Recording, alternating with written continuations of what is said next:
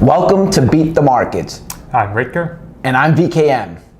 So Ritger, I'm pretty excited for this episode because I think this is one of the things that definitely pertains to markets but has broader application in all areas of the world, and that's about decision making and how we make decisions. And we'll touch into decision making and rules and algorithms, and also where intuition plays a role, because it was spurred off something we read recently where Daniel Kahneman, that famous psychologist who won the Nobel Prize on prospect theory, had a debate or a discussion with Gary Klein, who is studying where intuition might be a valuable input in decision making. So Daniel Kahneman, which I know you've read some of his stuff, is famous for prospect theory. Now, not to put you on the spot, but do you particularly know much about prospect theory? It's decision theory, isn't it?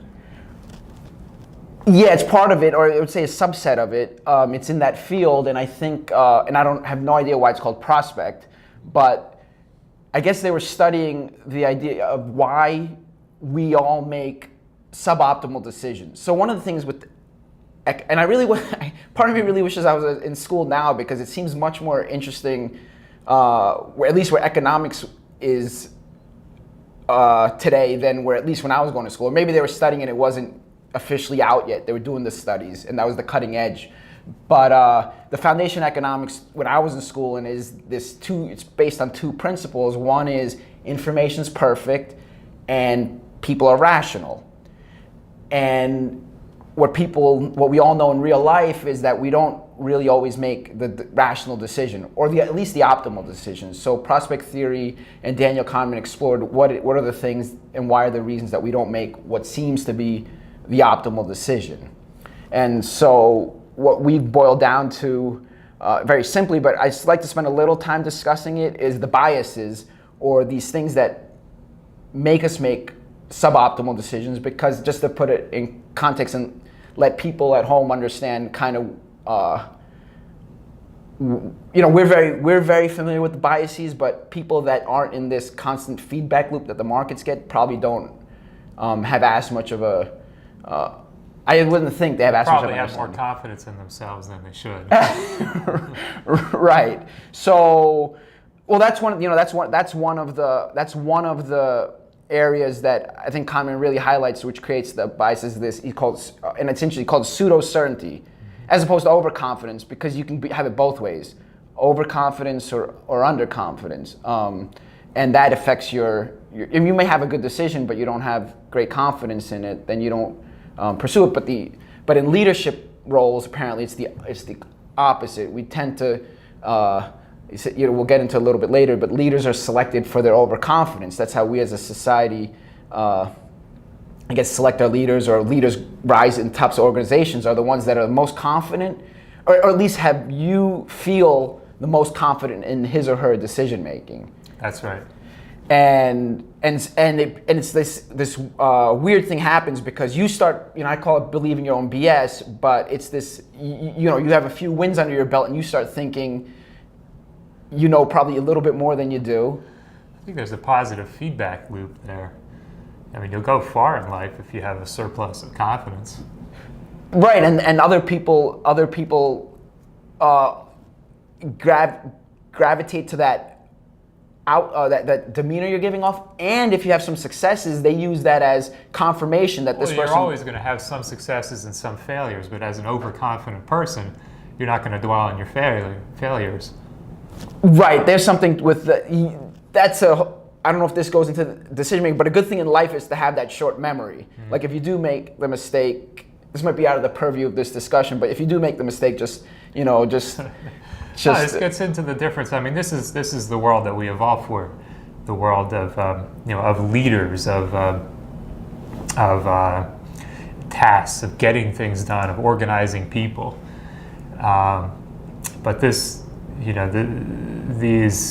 decision making in this world and what gets you ahead in this world is very different from what gets you ahead in the markets. Right, and we'll get into that in a little bit. Let's just finish up quickly with some of the biases. So another one is apparently probability distortion, which simply is, I think, is this idea that we misassign a probability of something happening. So that's one of the reasons why maybe buy a lottery ticket. The probability in our mind is a little bit higher than it really is. Yep. Even though we know it's not much, but it's still higher than what we know it is, and vice versa. The insurance. Why we buy insurance, or why I think, like, when you go to Best Buy and they sell you insurance on everything now. Like, if your TV breaks, they you sell insurance. They sell you some insurance for that, and you probably imagine you imagine something in your head that your kids at home breaks it and maybe it's worth it or whatever it is. But the idea of insurance is we overestimate the need of it. Anchoring, which is very common in the markets. Why do we get out at $23 a share? Because somehow we bought at $23 a share and it went down and now it's back to 20 on break even. So anyway, so there's all these biases. So and that dovetails into the asset management, because the question is, well, there's all these biases in making decisions. Well, then who really doesn't have biases, or who's the expert, who has an opinion that's worth following? Now I know your answer. Almost nobody. The only people who are worth following for their opinions are those people who don't make decisions by their own opinions. The people who have subordinated their decision-making process to a robust algorithm. Those are the guys you want to listen to, but they may not be the most charismatic people. So Daniel Kahneman, I think, would certainly agree with you. And this was the debate between Gary Klein and Daniel Kahneman. And this is one of the debates I have conceptually. I mean, I don't bring it into the trading, or the markets, but conceptually is that there is this accumulated knowledge that you have, that theoretically an expert would have, or a surgeon, someone who's done repeated surgery. He or she certainly knows more about surgery than I do. So where do you bring in informed expert opinions in the decision-making process? And this is where the disagreement was. In some ways it's so nuanced, and in some ways it's so fundamentally different. So the big fundamental difference is just, Daniel Kahneman would say, well, I don't want to put words in his mouth, but there's very, very little room for the expert or the intuitive opinion, and it's probably better described as gut. Well, they do describe it as gut feeling or intuition, because you're really dealing within the realm of when things are uncertain, in the world of uncertainty. And so that's the question, right? I propose it to you, is that is there, in your mind, is there a place for gut feeling or intuition in decision making? Aside from, take markets aside, but in the general scope of the world. In the general scope of the world, I'd say yes, there is a place for it.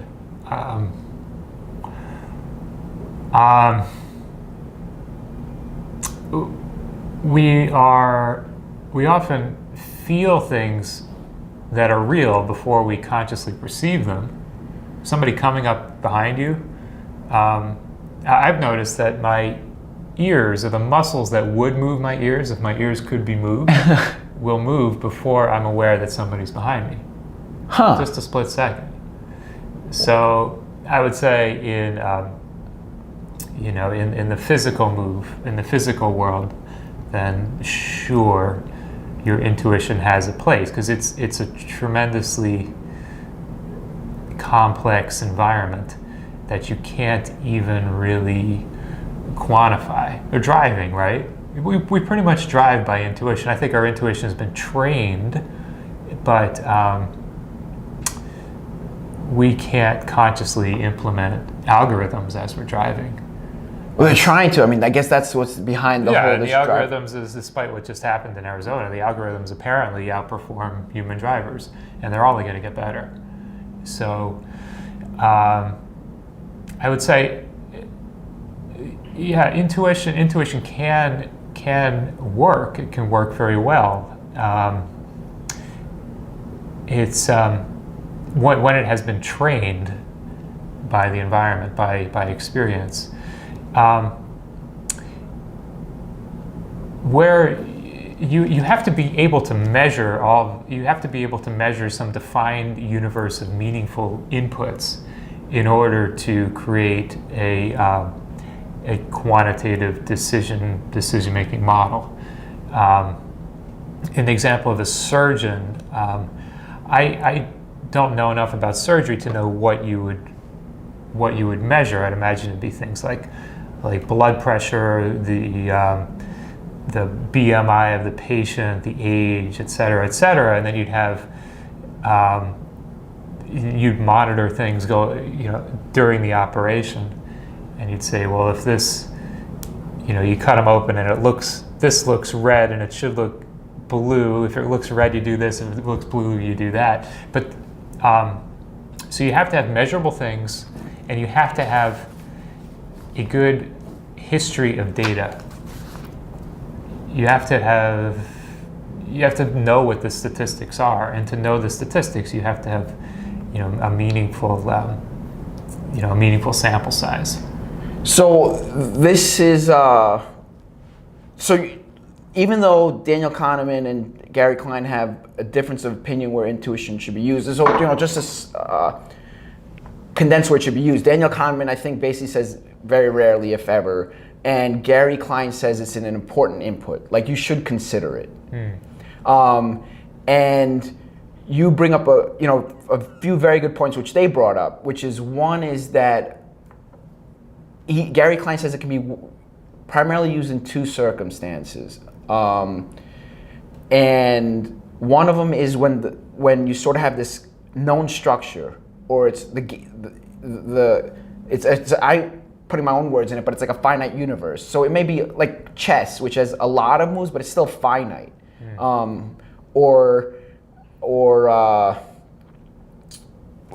guess you can call it where there's games and there's rules and there's some boundaries. That's right. And then the other thing, which is really important, which I've only appreciated recently, and I'll tell you, is where there's some sort of feedback loop. So that allows the expert opinion to get better and better and better. Right, that's right. So going to your point of that we walk around in this world and the physical world, and there's some intuitions that we have that's very good, and that's sort of I think what Gary Klein is getting at, is that there's these intuitions or gut feelings that we don't really know, we don't know where they come from, and they have some validity to it. But these guys are great because they make great counterpoints, and Daniel Kahneman's counterpoint, which we also know from the markets, is that confidence creates a very powerful illusion. So it's really difficult to know what gut feeling has validity to it and what is just an illusion. But getting back to the point of the feedback loop. So I came across this concept. I kind of knew it intuitively. Like the markets provide you with this very quick feedback system. Like you have a theory, you apply it, you get this feedback whether you're right or wrong. And I consciously became more aware of the importance of it recently by hearing an interview with Annie Duke. Do you know who she is? Sure, the poker player. Yeah, she's a famous poker player. She comes out of a formal cognitive psychology background, and she's the one that kind of made me understand the importance of at least why poker is a useful skill in all aspects of life. So I used to think, there's this overlap between markets and poker, and I didn't really like the relationship that much because I thought they were very different.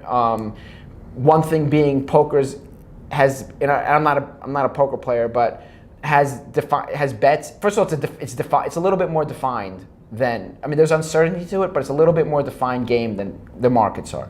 Markets, really anything can happen. The other thing is in poker, it's more like options trading, where you can bet a finite size, and then there's a defined end, which is more like options, where you can bet the amount, and then there's expiration date. But for futures and for securities, there's no end time, there's no end date. Who's to know when the trade ends? And you can lose unlimited amounts or large amounts relative to your pot. But what poker does give you is this introduction to feedback. It puts you in a constant. It puts you in a system where you're making decisions and you're getting feedback on those decisions, and it presumably hones your decision making. So the larger point is I know markets, and I've recently heard her talk about poker, and I guess that's one of the things is where you can get feedback. But how many things in this world do you get instantaneous feedback on your decisions from? I can see how poker has an advantage there. You can play a lot more hands of poker than you can trade, unless you're trading, real high frequency. So you get a lot more experience, a lot more iterations. Yeah, a lot more experience, and you have more defined universe. You're playing with one stack of cards, so you can. Whereas in the stock market, there's no limit to the amount of data that you can bring to bear on your decision. Right. Your opinion on the economy, whether you like the product that some stock is, some company is selling, what have you. I mean, it could be anything, absolutely anything. Whereas I would say that I would look at a small universe like poker and say that's ideal for building an algorithm. But I could also say that, okay, I see how if you play for long enough and are penalized and rewarded for your behavior, that you could train your intuition to become something like an algorithm. And I think actually this is what good floor traders were back in the day, or good day traders today even. I think a lot of what they do is unconscious. It is intuitive, but the better ones become like algorithms. So 2 points to your point of poker is a good system. The one thing that makes poker again different than markets is that poker you're playing people or a person, so you have to take account for bluffing and do you that know? Gamesmanship. I don't know enough about poker. That might be part of it, where you can play the odds, and you play the odds consistently. Maybe you don't have that. I don't know. Maybe I thought that's what Annie Duke did. I thought she just played the odds.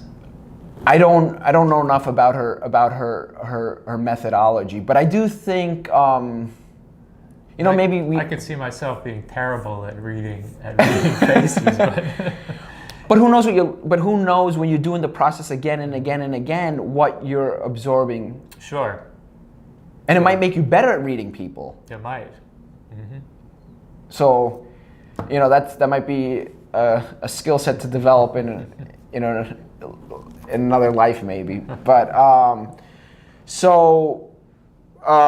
the other thing that in this realm of when is intuition reliable, and Gary Klein says that he likes it. He thinks it works better when experts get this feedback loop to make that intuition developing stronger. This is a line that Daniel Kahneman said, which I thought was really great, and it's going to lead into the next point, but experts don't know exactly where the boundaries of expertise are. Mm-hmm. And so I would say the experts themselves don't know, and the world doesn't know. So, this kind of I feel like that's the way a lot of discussions are done right now. We're in a pretty politically charged or divided world right now. And people's arguments tend to be, well, this so-and-so person said this. And, we have certain people in our minds that are smart or good or know a lot. And then what they say has more weight than if somebody who's who we don't think of as credible, says. So that's the way, that's one thing. The other thing, which I think is really funny, is like, I'm a little bit more in tune with this part, is the whole hedge fund world and the finance world. When people have success in that, and especially when it's global macro trading, they tend to think they're an expert in everything, because that encompasses, global macro theoretically encompasses the world. It is. Look at George Soros. Right, so he's a guy that's had tremendous success. He looks to size up the world. He probably has a lot of confidence as an opinion, and his proof is the pot of money he has. Yeah. And then that in turn has the whole world, all of us, look at him and be like, well, maybe he does know what he's talking about. And that gets into what we started earlier, but the leadership, how we as society select people for leadership positions. And this is something that Daniel Kahneman and Gary Klein both said, which is, I think, great again, which is that it's very difficult, and I'm paraphrasing, but very difficult to tell between who's really the wise and who's the lucky risk taker, they call it. Yeah. Oh, yeah. And it's Kahneman's opinion that the majority of these figures are just the lucky risk takers. I believe, I adhere to that theory too. I think that our society selects so strongly for aggressiveness and confidence that those characteristics are indispensable to succeed at the highest levels. So, but they're also they're risky. You have to get lucky. You can't get there without them, but you also have to get lucky. If you look at the trajectories of so many businessmen, you could see how they just threaded the needle. They used debt and it worked out, whereas it could have easily gone badly. So this, we could probably spend an episode on just this point, and maybe we will, but I do want to touch a little bit upon it. The person that's successful, who ends up being successful, his or her argument well, first of all, they may not want to believe that they were a product of luck. And they would say, well, if I did it 100 times, 8 out of 10 times I would have. Let me give a better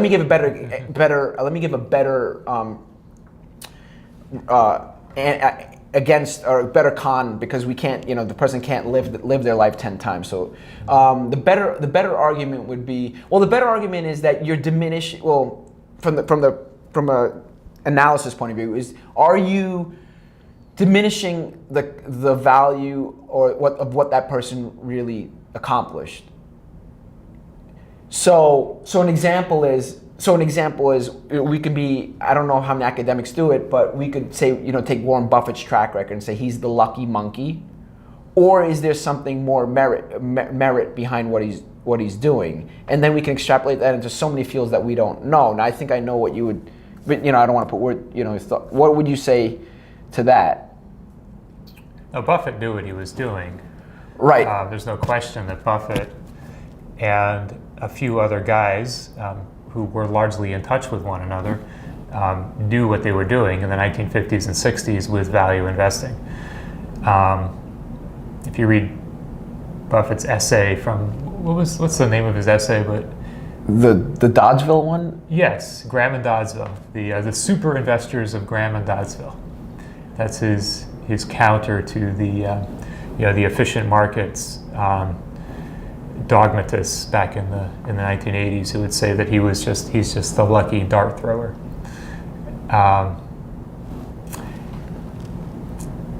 But if we're talking about success in general, but so not to interrupt, but that's an area that we have a lot of knowledge and proficiency, so sure. We can see that it was not just luck. Sure. Now, if we take it to other fields, how do we know where? And it's not just us, but society as a whole knows, well, we're not really seeing where the genius is, where the method in the madness is. versus if it's luck. That's true. That's true. I think there's a lot of luck in, you take a guy who's the CEO of a Fortune 500 company. The guy was going to be successful no matter what. It's just a question of degree, right? Did he happen to meet the right people at the right time and get, to that position? Maybe he'd just be, maybe he'd be an order of magnitude lower. That's the kind of luck I'm talking about. Or I see it in real estate developers, because these guys use leverage and and they go bust. A lot of them go bust,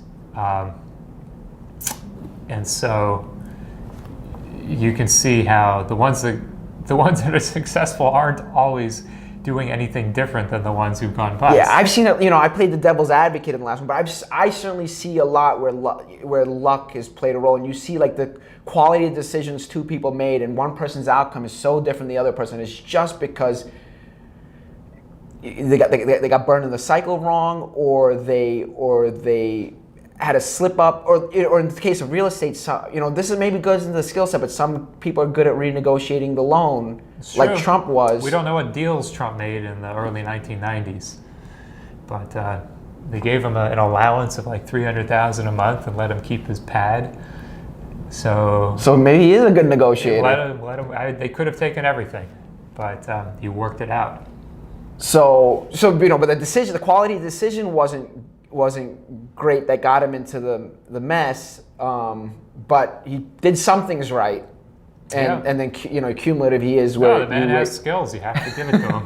He is where he is. But that's a really interesting point. The whole lucky risk taker, and it's one of the things that is more interesting to me in terms of the markets or running an asset management business is that I feel there's a real dilemma in that personality traits, because to successfully manage money, I think you have to have. I might have said it before, but you have to have a great deal of humility and feel and understand the markets are bigger than you, and built in a lot of risk controls. But that's not what makes for effective sales. What makes for effective sales is the leader of men. Yeah. And those are the ones those are the ones that earlier I was telling you that line from that show Billions, which I really liked, which was that very few people understand the math, and even fewer understand how to communicate it, and the ones that can do both are the ones that are billionaires. But I'll say this: there's my own one, which is that there's very few people that can manage the money, and then there's very few people that can sell it, and the ones that can do both are the ones that become outliers success, because it's very difficult to have those two skill sets reside in one person or organization. Maybe it's a little easier in an organization where you can have like one guy be the marketer and the other guy be the manager. But the hedge fund world is not composed of necessarily the best money managers. They're just the best salesmen. I mean, a lot of these guys get paid huge fees for doing what you can get in an ETF. So I think one of the things this feeds a little bit into I'm wondering what it feels to me like this whole decision and how we make decisions is kind of entering the cutting edge of finance, and I presume in other areas too. And one of the questions I wonder is why is that? Now I could come up with a theory in why it's in finance world, is because I think the data's pretty conclusive that the experts aren't really experts. Yeah, it's so clear now. It's easy to see. I guess because of cheap computing power and data storage, it's just easy to see what works and what doesn't, and it's trivial to show that algorithms beat experts. The investing community has a long way to go before catching up, but money is steadily moving towards algorithms. And it seems like this decision making is crossing into other spheres like public policy thinking. Again, this is outside my scope of knowledge. I don't know if you have any knowledge on this, but My question in that regard is that I guess, why? Because I would say, the political world has a very different feedback system, right? The feedback system isn't what works. The feedback system is like what wins the votes. That's how you measure success, right? You don't measure. I don't think most of these. What gets you to power? Yeah, what gets you to power? I think that's what these guys are, or guys or gals are. The populace is easy to manipulate, and the political system serves the people with power. But that's a very different incentive structure. They don't have right. Your political actors don't have skin in the game, as Taleb would put it. Right. Whereas in the markets, so you want an investment manager, obviously, with skin in the game. Right. There's a saying I came across the other day, which I liked, was somehow people's IQs go up when money's involved. So when you're making the decision, when you have to make a decision and there's no money involved, the decision doesn't matter. But the moment you're trying to get somebody to fork over $20 to buy something, they're all of a sudden become a pretty sophisticated, intelligent buyer. Right. So that's kind of the dilemma, and I think these are two really smart guys that are debating it, and I don't know if they probably have their opinions, and I don't know if we want to spend too much time wrapping it up, but do you want to? I do want to.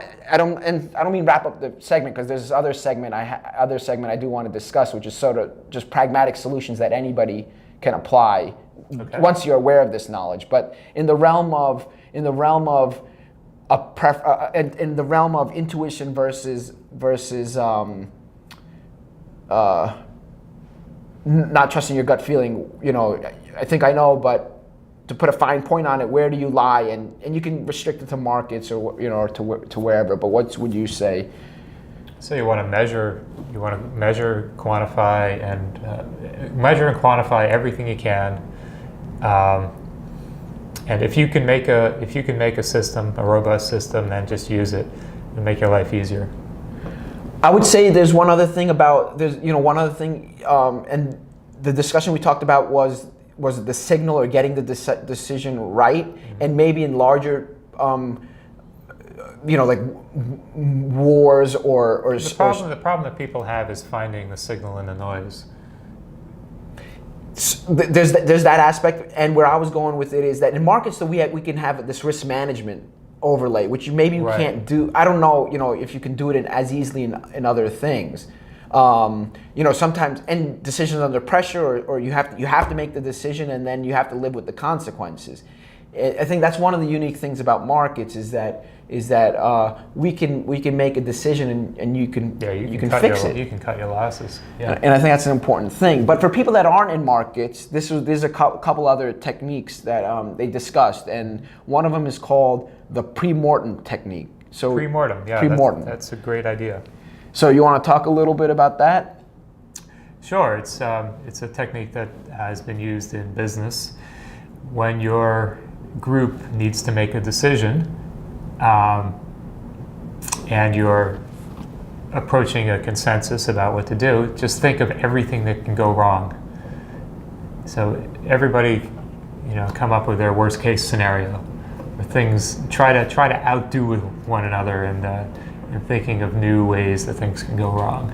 And that way, it's rare that a course of action will be abandoned, but it may be tweaked in a way that will end up saving you down the line. So I have a friend who's a pretty smart guy at a real estate firm, and he had this problem where he points out the holes, or where things may not go wrong, and it seems to me he's got a bad reputation at work because he's a Debbie Downer. And this is one of the things I told him is maybe implement this Premortem technique, where you have this have a group of people that play the role of devil's advocate. And the reason they say it's effective is because apparently traders aren't like this, but apparently the rest of the world, and he comes out of a trading background too, but the rest of the world tends to be more agreeable and doesn't want to upset the apple cart. So Imagine that. So that's one of the reasons why people don't want to be a Debbie Downer. Like if we're in a group discussion, nobody wants to be the bad guy to point out the problems. You make it part of the process. So you make it part of the process, and they say, and the other thing though is most people like to be part of teams. So they say, so Annie Duke talked a little bit about this also, is you make like a red team. Mm-hmm. And so it takes advantage of that team dynamic, because now we're working and whereas a team coming up with this mission of trying to find the holes, and then it changes the dynamic from feeling bad about upsetting the apple cart to feeling good about finding potential problems. Right. And then that leads to a more robust outcome, presumably, if you can nip some of these problems in the bud. Sure. Another one he talks about, and they have a disagreement on this, is the value of checklists. So you have any comments to that, and we can spend a little bit of time on what they mean specifically? I think if you have a defined environment, if the procedure is the same every time, and it's a little too complex to remember, or to trust yourself to remember everything, like a pilot before takeoff, he has 24 things he needs to check. He better be using a list. He better be going through them in the same order every time. In a more fluid environment, you can't really do it. Yeah, and that's exactly what Gary Klein's point was, is that if once we know the ifs, we can figure out the thens. But what about when we're trying to identify what the ifs are, and we don't know? To put it into I guess the market's point of view, from our point of view, is it took us a long time, years, decades, to know what the ifs were. Yeah. That we want, now we know what the ifs we want and what the thens are. But what if you don't know what the ifs are? Right. And now Kahneman has a counterpoint to that, which is that, it's not perfect, but it does prevent. Maybe it limits overconfidence, and if you can make it part of what he calls standard operating procedure. So an example is, I got conned. Remember a couple years ago, I got conned for quite a sum of money, and if I had a process, I met the guy, I liked him, I thought he was a smart guy, he knew what he was talking about. But if I had a process, I could have probably avoided that. And part of that process should probably be, anytime you invest in anybody, pay for that FBI background check. Sure. Yeah. And that's my small little example, but you could do that in Google, right? Yeah, the problem with Google was I did Google them. That's what everybody does. The problem is, before the time nothing popped up. Of course, after I found I was a con, everything popped up. But I don't know if that was what that was about. So okay, so I think you side a little bit more on with Daniel Kahneman, which is that it's probably use intuition very, very infrequently, if at all. And with markets, I think I don't want to put words in your mouth, probably never. Yeah, I think never. Yeah, and I would also, with markets, I would say never as well, because I forget, I think it was the guy who was business partners with Richard Dennis. What's his name? Fred, it's an Irish last name, but I forget, but he had a good point, is, if you violate your system, then what do you have? Right. If you don't observe your stop, then where's your risk management? Yeah. And so, okay, you may, times and time again, you'll prove like, you get stopped out, and you're like, and you're like, that's not a good stop. That's not a good stop. But as time goes on, you'll be like, oh, thank God, I got stopped out there. But at the time, and this is the whole idea of how powerful the illusion is that at the time you think like, oh man, my algo is the dumb money here. Just as an aside, I think it's easier to implement quantitative systems when you have more than one running in parallel. You don't have as much mental energy riding on each decision. Absolutely. You just need to exercise the steps, and then it just becomes about the process. Right, and no single decision is that important to you. Right. It's like, whatever, Yeah, exactly. Exactly. So outside of markets, since we're expanding this discussion can be expanded to other areas. I think Gary Klein makes a pretty interesting point, which is that, in the area of when to listen to intuition. And he said, his point is that, okay, a lot of what we're discussing is how to avoid problems, but you also have to go out, I'm paraphrasing again, but you got to go out and win it. So I know you're not the analogy that pops in my head, I know you're not a big football fan, but the one that pops in my head is like, is I think it was Super Bowl 2006, or when Steelers were playing the Cardinals, and I wish I could come up with a better analogy to resonate with you, but Ben Roethlisberger, who's the quarterback, throws it into triple coverage in the corner of the end zone to his receiver, Santonio Holmes. Unbelievable catch in triple coverage, which he probably shouldn't have made the throw. But guy makes an unbelievable catch, and they win the Super Bowl. And that's and those. So there's a couple problems with that example, but one is it only happened once. We can't iterate that. Right. Well, I actually happen to remember one of the few football games I've seen.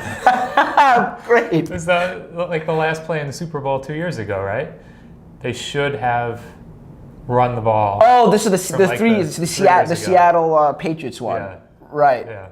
I mean, right. if you ran the numbers, it turned out that there was an overwhelming chance of success for if they.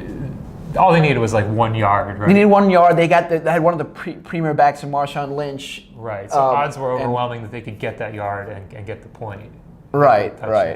And then the fact that it didn't work out, we all, that's what the Monday morning quarterback's all about. Is that we look at the outcome, and if he got the touchdown, we'd say he's a genius. I can't believe they didn't run it, but the fact that it didn't work out doubly or triply exposes how silly that decision was.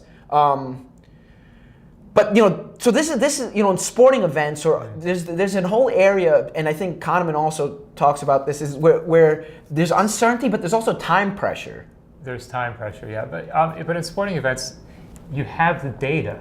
In football and baseball, you have the stats from years in all of these games. A counterpoint of a different environment would be the 2016 election. If you remember the 538 blog and the New York Times putting the odds of a Hillary win at like 99%. Wow. The day before. Do you remember that? I wasn't here, and I don't follow the New York Times, but yeah, their website would update the odds going into the election. But in a case like that, the world, you don't know what the inputs are. You haven't run it enough times. You don't know what you're sampling. You haven't run those polls enough times, and there's just too much. There's too much flux, and you don't have enough to go by. And then you don't know if there's an agenda, right? With the exactly. polling. Well, there's that too. But this feeds very nice into another point, is that the counterpoint is that if we are running on intuition, where do we come in to eliminate such a bias? And they both talk about the area of data collection. Sure. And Kahneman, and this is your point, he says you should be very systematic about how you're collecting the data, mm-hmm. and you got to make sure the data is good. Yeah.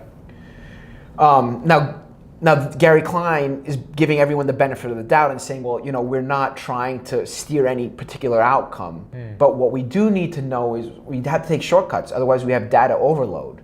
Mm-hmm. And that's kind of, he says, I don't think people are intentionally, I'm going to repeat myself here, but intentionally pushing in one direction. So he brings up a good point, though, which is that how do you prevent this information overload? Because we do need to take shortcuts. We don't operate in an unlimited amount of time. So he says, well, when you make those shortcuts, or when you're deciding which data to collect, you're obviously overlooking certain things.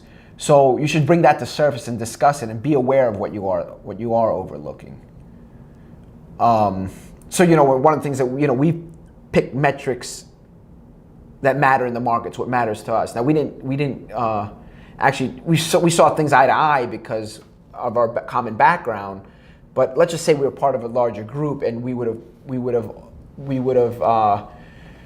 and we're discussing what metrics should we collect, what has value. And again, everyone's going to come out of their background, and we're going to have pick certain things that matter, and we're going to overlook a whole other metric. So it's probably worth bringing to light what is it that we're shortcutting out. And we're going to be wrapping up pretty soon, but I did like the idea of, once you're aware of this whole idea or it's worth, I like it for a discussion, but once you're you're aware of this idea that there's a lot of gray area in the gray area. So what I mean is there's this whole field of uncertainty, and then in that field of uncertainty and how we make decisions, there's this whole area that's uncertain about actually how do we make quality decisions. And they're highlighting the debate, meaning, where does intuition or gut feeling play a role? And I'm sure there's a whole other areas of debate. So they asked Kahneman, like, what are your hopes for application of this knowledge? And he says, like, I'm not that hopeful. I don't think people are gonna really be able to make decisions in a higher quality way. Comments? Well, you would think that economic factors would tend to favor, through the Darwinian process of the economy, groups of people and corporations that employ good decision making.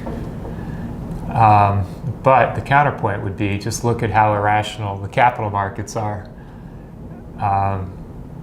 Sure, but in aggregate, they do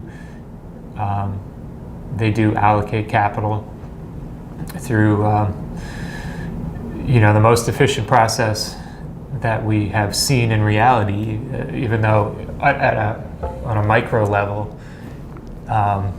human beings are terribly irrational, and groups of human beings, when it comes to capital allocation, can veer wildly off course. So I don't know. I think that there is an underlying logic to this organization of matter and energy that we call civilization. So over time, I think that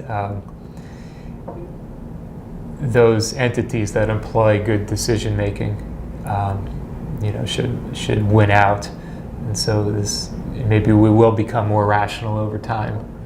So there's this there's two concepts there. One is this good decision making winning over time. Mm-hmm. So, and I think this idea of how to make decisions, Ray Dalio, who runs the world's largest hedge fund, Bridgewater, and they seem to have a process of at least a company culture of what he calls radical transparency. Sure. The idea of where everything's open and open for discussion and confrontation, and there's feedback loops, so people can get feedback on their thinking, and a lot of the meetings are videotaped. Sure. And he's had success. He's had phenomenal success with it. But the current mainstream thought, they think of that process as weird and inhuman, right? Inhuman. But isn't that modern civilization? What do you mean? What I'm understanding isn't that modern civilization, meaning to think that these things that are true and better are this drive towards efficiency and automation. Is inhuman. Yeah, and that machines are going to replace us all, and we will happily let them do the job because, VR will be better than real life. Maybe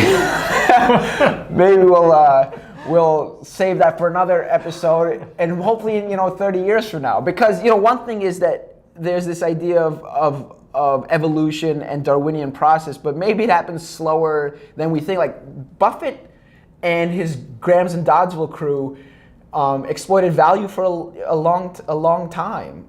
They did. No, humans are going to stay irrational so long as we're around. So there's hope certainly for our markets algorithms. Mm-hmm. There's hope for the people out there that want to bring in a little bit more rigor into their decision making. It's not as hard as you think. Nope. In terms of the markets, or in terms of all aspects of life? In terms of the markets. In terms of the markets. But yeah, I'd definitely read Kahneman and Tversky, Thinking Fast and Slow, if you haven't. You'll learn a lot about yourself. All right, should we leave it there then? Yeah. Thank you for watching. Bye-bye.